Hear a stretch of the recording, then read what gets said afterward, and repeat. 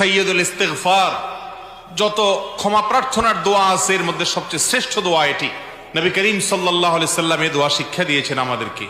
এই সাইয়্যিদুল ইস্তিগফার পড়ার পর যদি কারোর মৃত্যু হয়, মওত হয়, তো আল্লাহ রাব্বুল আলামিন তাকে সরাসরি জান্নাত দেন, সমস্ত গুনাহ মাফ করে দেন।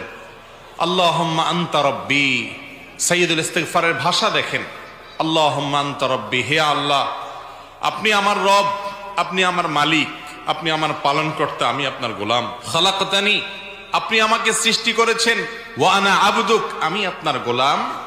ওয়া আনা আলা আহদিকা ওয়া ওয়া'দিকা মাস্তাতা'ত, আপনি যে আমাকে আপনার রব হিসাবে আমার কাছ থেকে যে স্বীকৃতি নিয়েছেন, আমার কাছ থেকে যে ওয়াদা নিয়েছেন যে আমি আপনার কথা মেনে চলবো, আমি চেষ্টা করেছি, যতটুকু সম্ভব হয়েছে সে অনুযায়ী চলেছি।